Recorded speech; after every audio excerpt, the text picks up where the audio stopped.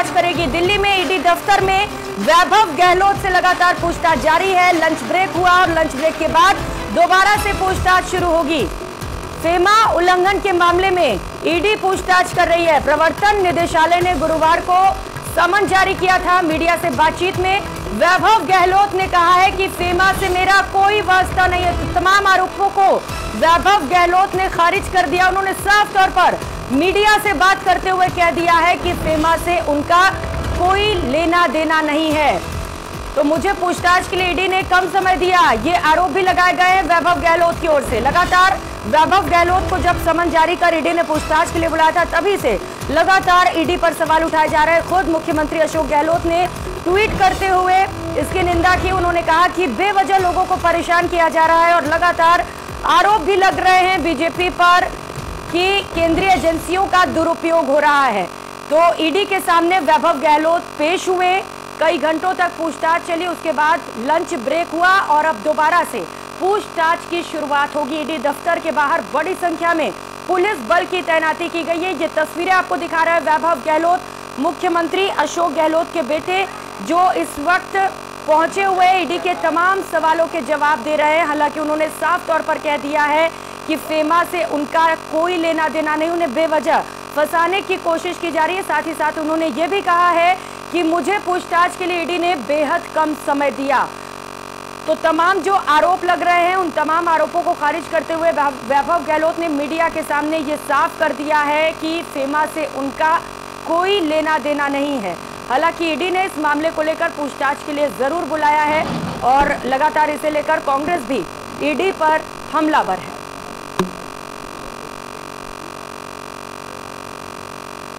राजस्थान चुनाव चल रहा है, अचानक से 12 साल पहले का केस शुरू किया जाता है, आज क्या रहा? देखिए, ये सब आरोप पहले भी इन्होंने लगा रखे हैं, कोई नई चीज़ नहीं है। और जिस तरीके से आपने खुद ने कहा, और अभी लंच के लिए 1 घंटे के लिए उन्होंने कहा है कि आप लंच करके आ जाएं और 1 घंटे बाद वापस यहाँ बुलाया। तो जैसे स्थिति रहेगी आप लोगों को बता दें। सर, अभी क्या पूछताछ हुई है, बैठा रखा था आपको, कितना टाइम लगने वाला है?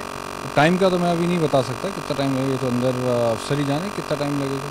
नहीं, ईडी का जो समन आया था वो फेमा के तहत आया था और मैंने उनको कहा कि फेमा से हमारा कोई वास्ता नहीं है, कोई फॉरेन ट्रांजैक्शन हुई नहीं है। तो पहली बात तो ये नोटिस से जो आया है ये फेमा के तहत आया। फेमा का हमारा कोई ट्रांजैक्शन मेरा या मेरे परिवार का कोई है। महबूब जी, आपको लगता है ये पॉलिटिकली मोटिवेटेड केस है? इलेक्शन चल रहा है, आप बिजी होंगे इस टाइम, आपके फादर वहाँ सीएम है, आप एक्टिव नेता हैं, जानबूझ के आपको परेशान किया जा रहा है? जिस तरीके से बहुत कम समय दिया गया, केवल 1.5 दिन का समय लेके वापस कहा गया। जब मैंने टाइम मांगा भी 15 दिन का, केवल 1.5 दिन का समय दिया और उस हिसाब से मुझे लगता है कि टाइम और मिलना चाहिए था, मगर ये लोग टाइम नहीं दिया।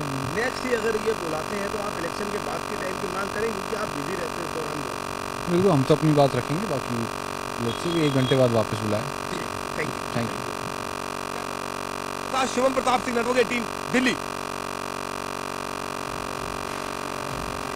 तो विदेशी मुद्रा को लेकर लगातार वैभव गहलोत से पूछताछ जारी और इस बीच बड़ी खबर सामने आ रही है। राजस्थान कांग्रेस से जुड़ी है बड़ी खबर, आपको बताते चले। कांग्रेस की स्क्रीनिंग कमेटी की बैठक खत्म हो चुकी है। बैठक से चेयरमैन गौरव गोगोई बाहर भी निकल चुके हैं, प्रभारी रंधावा भी वॉर रूम से बाहर निकले हैं। दोनों के बीच तकरीबन 1 घंटे तक बैठक चली और मंत्रणा का दौर चलता रहा। चौथी लिस्ट को लेकर चर्चा लगातार जारी और अब शाम 5 बजे सीईसी की बैठक होगी और इस बैठक में चौथी लिस्ट पर फाइनल मुहर लगेगी और उसके बाद कभी भी कांग्रेस की चौथी लिस्ट सामने आ सकती है। कौन कौन से दावेदार अब चुनावी मैदान में उतारे जाएंगे कांग्रेस की ओर से, ये देखना बड़ा ही दिलचस्प होगा, क्योंकि कई घंटों से लगातार चिंतन और मंथन किया गया और अब शाम 5 बजे बैठक होने वाली है सीईसी की और इसी बैठक में इस लिस्ट पर फाइनल मुहर लगा दी जाएगी। कल भी कांग्रेस स्क्रीनिंग कमेटी की देर रात तक बैठक चलती रही, तकरीबन 6.5 घंटे तक मंत्रणा की गई। अब लिस्ट में कौन कौन से दिग्गजों को चुनावी मैदान में उतारा जाता है, कितने प्रत्याशियों की सूची चौथी लिस्ट में आती है, ये देखना बड़ा ही महत्वपूर्ण है। लगातार जिस तरीके से विरोध का सामना तमाम पार्टियों को करना पड़ रहा है लिस्ट जारी करने के बाद, ऐसे में सोचकर विचार कर ही लिस्ट जारी की जाएगी।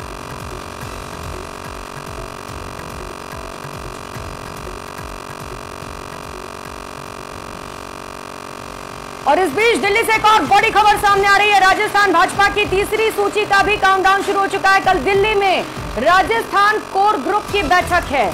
आज रात तक राजस्थान भाजपा के नेता दिल्ली पहुंचेंगे। शेष बची हुई 76 सीटों पर अंतिम सहमति बनाई जाएगी। 1 नवंबर को भाजपा केंद्रीय चुनाव समिति की बैठक प्रस्तावित की गई है। भाजपा से इसी बैठक में प्रत्याशियों के नाम पर अंतिम मुहर लग जाएगी और इसके बाद माना यह जा रहा है कि बीजेपी की तीसरी सूची भी कभी भी जारी की जा सकती है 1 नवंबर के बाद। राजस्थान में अब तक 124 सीटों पर प्रत्याशियों का ऐलान हो चुका है और जो शेष सीटें बची हुई उन्हें लेकर लगातार चिंतन किया जा रहा है। इसीलिए ज्यादा जरूरी हो जाता है क्योंकि पहले ही जो बीजेपी के दिग्गज नेता वो कह चुके हैं कि जब कमान से एक बार तीर निकल जाती है तो उसे वापस नहीं लिया जा सकता है और ऐसे में तीर सही निशाने पर जाकर लगे, सही प्रत्याशी को मैदान में उतारा जाए जिससे विरोध का सामना भी ना करना पड़े। क्योंकि इससे पहले जब 2 सूचियां बीजेपी की ओर से सामने आई तो बड़ी संख्या में विरोध का सामना करना पड़ा।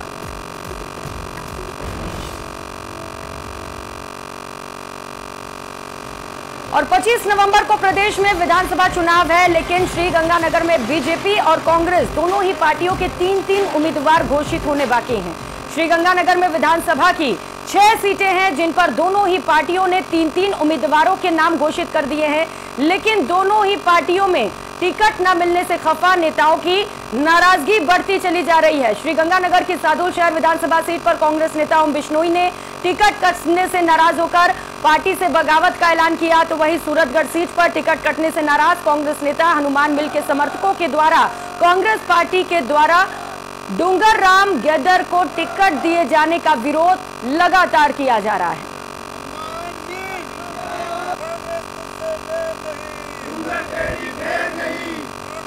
अपील यही करूंगा, मैं 4 तारीख को फार्म भर रहा हूं। उस फार्म के अंदर मेरे गरीब साथी, किसान, मजदूर, नौजवान सभी आए और वो ईमानदारी सच्चाई की लड़ाई में आप शरीक हो। भारत पाक अंतर्राष्ट्रीय सीमा पर स्थित राजस्थान के सरहदी जिले श्रीगंगानगर में भाजपा और कांग्रेस दोनों ही पार्टियों को अपनों की बगावत का सामना करना पड़ रहा है। श्रीगंगानगर और अनूपगढ़ विधानसभा सीट पर भाजपा को तो सूरतगढ़ और सादुलशहर विधानसभा सीट पर कांग्रेस को अपनों की नाराजगी देखनी पड़ रही है। श्रीगंगानगर की सादुलशहर विधानसभा सीट पर लगातार दूसरी बार टिकट कटने से नाराज कांग्रेस नेता ओम बिश्नोई ने बतौर निर्दलीय उम्मीदवार चुनाव लड़ने की घोषणा करने के साथ ही पार्टी से बगावत का ऐलान कर दिया है। तो वहीं सूरतगढ़ विधानसभा सीट पर टिकट कटने से नाराज हनुमान मिल के समर्थकों के द्वारा लगातार प्रदर्शन कर कांग्रेस पार्टी द्वारा घोषित किए गए प्रत्याशी डूंगर राम गैदर को टिकट दिए जाने का विरोध किया जा रहा है। हनुमान मिल के समर्थक लगातार प्रदर्शन कर कांग्रेस प्रत्याशी डूंगर राम गैदर का टिकट रद्द कर हनुमान मिल को देने की मांग कर रहे हैं। हालांकि दोनों ही पार्टियों के द्वारा रूठों को मनाने और डैमेज कंट्रोल की कवायद शुरू की जा चुकी है, लेकिन धरातल पर अभी तक इसका ठोस असर नहीं दिखाई दे रहा है। सबसे खास बात यह है, दोनों ही राजनीतिक पार्टियों के द्वारा श्रीगंगानगर जिले की 3-3 विधानसभा सीटों पर अभी भी अपने प्रत्याशियों की घोषणा करना बाकी है। ऐसे में यह तय माना जा रहा है कि आने वाले दिनों में बगावत के ये सुर और तेज होंगे। अशोक शर्मा, न्यूज़ 18 श्रीगंगानगर। तो एक और जहां प्रत्याशियों को विरोध का सामना करना पड़ रहा है, तो वहीं दूसरी ओर विधानसभा चुनाव में जीत के लिए नेता अलग अलग तरह के हथकंडे अपनाते हैं। दौसा के लालसोट से बीजेपी प्रत्याशी रामविलास मीणा ने जीत के लिए नंगे पांव प्रचार करने का फैसला किया है। हालांकि जब उनसे नंगे पांव प्रचार का कारण पूछा गया तो उनका कहना था कि उन्होंने लालसोट विधानसभा क्षेत्र को मंदिर माना है और मतदाता को भगवान, ऐसे में वे नंगे पांव ही प्रचार कर रहे हैं। उन्होंने अपने प्रचार की शुरुआत मीठी दही खाकर की। अपने प्रचार की शुरुआत करते हुए उन्होंने मंत्री प्रसादी लाल मीणा को अहंकारी करार दिया। बीजेपी प्रत्याशी ने ऐलान किया कि वो 3 अक्टूबर को नामांकन दाखिल करेंगे।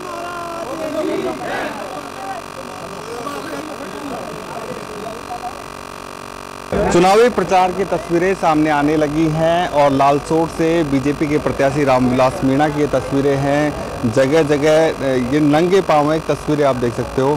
सर, नंगे पाँव क्यों हो, क्या प्लानिंग है?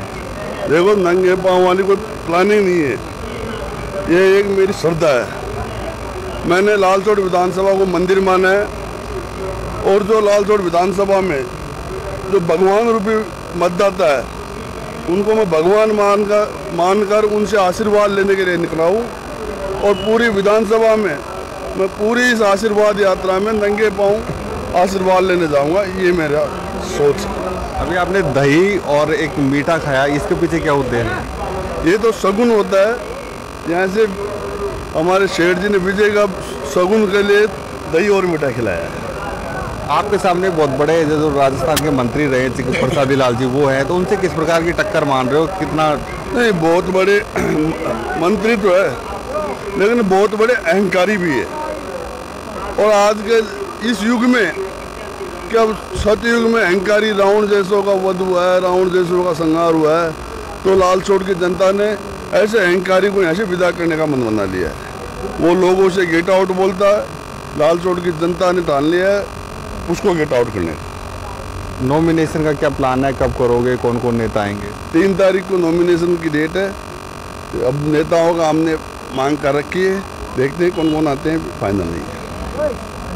ये थे भाजपा प्रत्याशी रामविलास मीणा, जो चुनावी प्रचार मैदान में उतरे हुए हैं। फलों से तोलने की तस्वीरें सामने आने लगी हैं, नंगे पाँव की तस्वीरें सामने आने लगी हैं। यानी जैसे जैसे चुनाव की जो तारीख है वो नज़दीक आती जा रही है, वैसे वैसे जो नेता हैं, नेताओं के चुनाव जीतने के जो हथकंडे हैं वो भी नए नए ईजाद हो रहे हैं और नए नए सामने आ रहे हैं। आशीष शर्मा, न्यूज़ 18, दौसा। तो राजस्थान विधानसभा चुनाव में राजनीतिक दल जोड़ और तोड़ की सियासत करते देखे जा सकते हैं। इसी कड़ी में बायतू विधानसभा से 2018 विधानसभा चुनाव में बीएसपी के टिकट पर चुनाव लड़े किशोर सिंह कानोर ने सैकड़ों की तादाद में अपने समर्थकों के साथ केंद्रीय मंत्री गजेंद्र सिंह शेखावत और कैलाश चौधरी की मौजूदगी में बायतू से बीजेपी उम्मीदवार बालाराम मोड़ को अपना समर्थन देकर बीजेपी ज्वाइन करवाया। इस दौरान किशोर सिंह ने प्रदेश में कमल खिलाने का दावा भी किया है।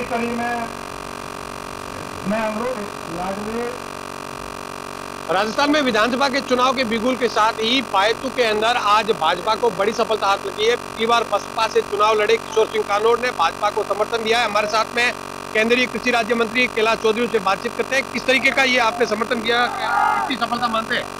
निश्चित रूप से आज हमारा परिवार हमारे साथ वापस आया है और जैसा कि किशोर सिंह जी पहले भारतीय जनता पार्टी में थे और इनके पूरे जो समर्थक थे वो भी भाजपा में थे, लेकिन किसी कारणवश पिछली बार उन्होंने बसपा से चुनाव लड़ा, लेकिन आज उनके समर्थकों सहित आज इन्होंने भारतीय जनता पार्टी ज्वाइन की है, जिसमें हजारों की संख्या में यहाँ पर लोग उपस्थित हुए और इनके आने से निश्चित रूप से भारतीय जनता पार्टी और ताकतवर बनी है। राजस्थान में कितनी सीटों के साथ में आ रहे हैं बीजेपी? जैसा कि भारतीय जनता पार्टी निश्चित रूप से मैं कह सकता हूँ कि रिकॉर्ड बहुमत के साथ में आएगी, क्योंकि राजस्थान को अशोक गहलोत की सरकार ने भ्रष्टाचार में 1 नंबर पर पहुँचाया। कैलाश जी, क्या चुनाव इस बार विधानसभा में आ रहे हैं?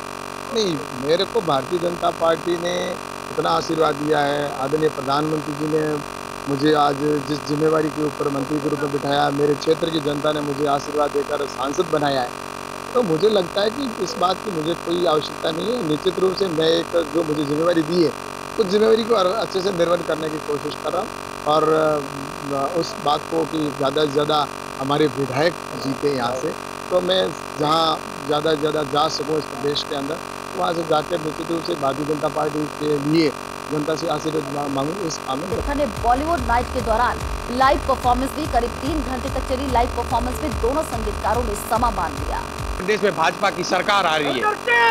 कैमरामैन गणपत के साथ प्रेमनंद देता, न्यूज़ 18, बाड़मेर। और अब बात करते हैं सुजानगढ़ की, जहां भाजपा प्रत्याशी संतोष मेघवाल से नाराज भाजपा नेताओं ने कृषि उपज मंडी के सामने बैठक किया। बैठक का आयोजन हुआ और कांग्रेस से संतोष मेघवाल को टिकट देने पर असंतोष जाहिर किया। इस मौके पर ग्रामीण क्षेत्र के कई बीजेपी नेताओं के साथ स्थानीय लोगों ने अपनी बात रखी। बैठक के अंत में 31 सदस्यों की कमेटी का गठन हुआ, जो प्रदेश नेतृत्व के साथ बात करके आगामी निर्णय लेगी।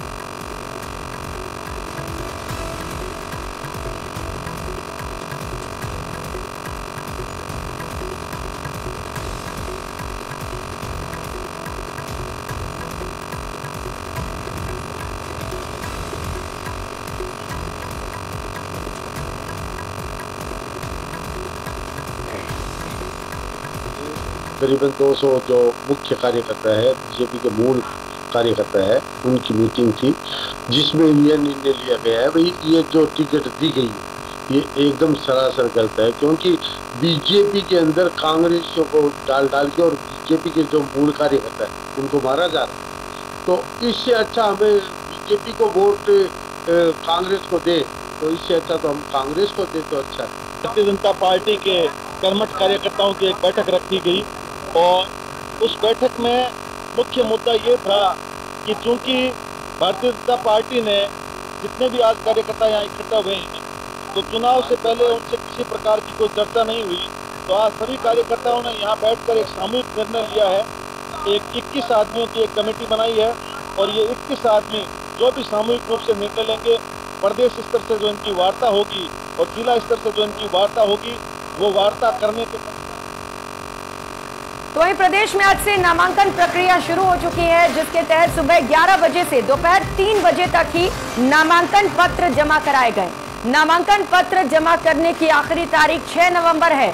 वहीं भारत निर्वाचन आयोग द्वारा चुनाव लड़ने के इच्छुक प्रत्याशियों को ऑनलाइन आवेदन पत्र जमा करने की भी सुविधा उपलब्ध कराई गई है और साथ ही कई नियम भी बनाए गए हैं। नामांकन पत्र जमा करने के दौरान प्रत्याशी को रिटर्निंग ऑफिस कार्यालय से 100 मीटर की दूरी पर ही अपना जुलूस छोड़ना होगा। साथ ही प्रत्याशी के साथ अधिकतम 5 लोग ही नामांकन पत्र जमा करने के लिए रिटर्निंग ऑफिसर के कार्यालय में जा सकते हैं।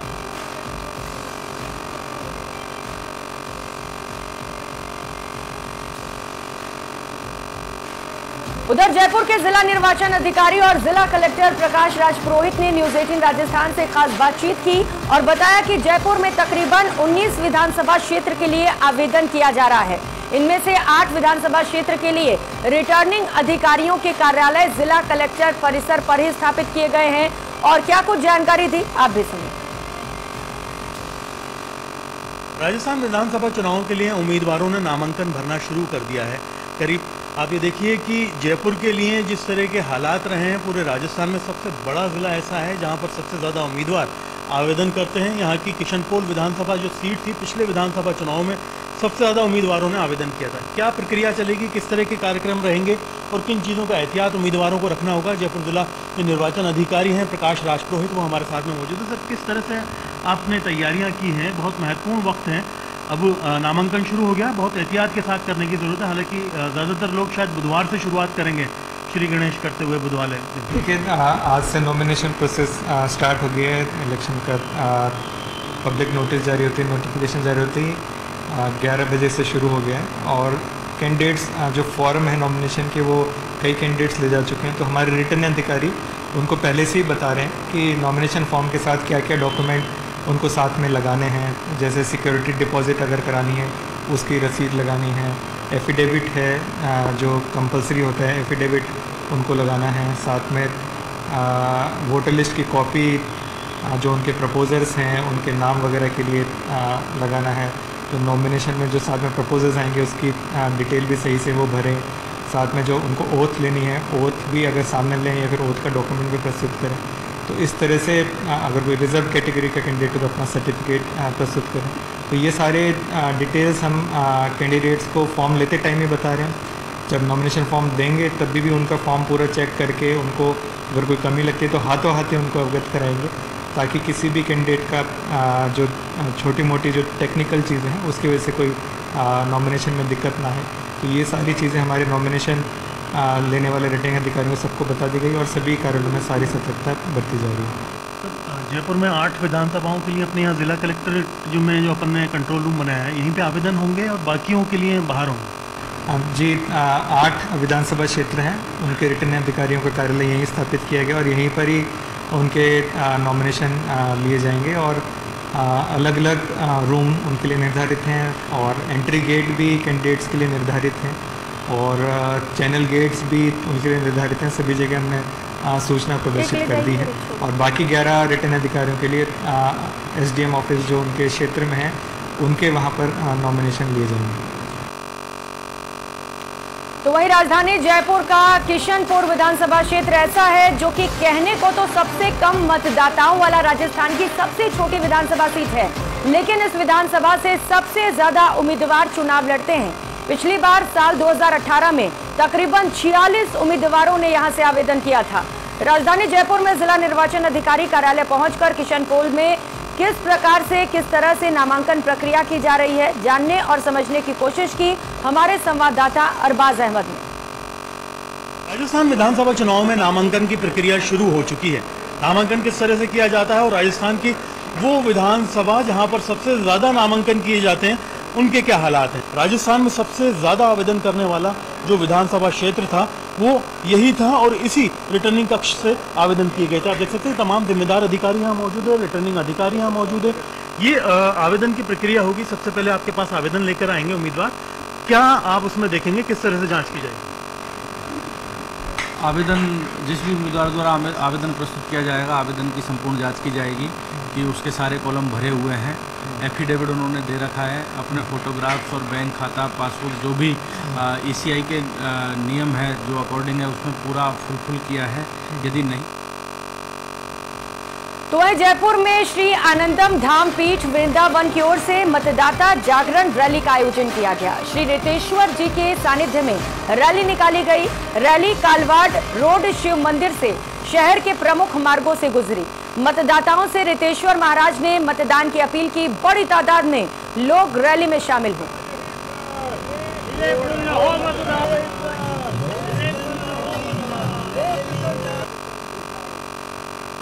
राजस्थान में विधानसभा चुनाव है। मतदाताओं को जागरूक करने के लिए वृंदावन धाम से रितेश्वर जी महाराज निकले हैं सड़कों पर, साथ में उनके दीपक हुड्डा हैं, उनसे बात करते हैं।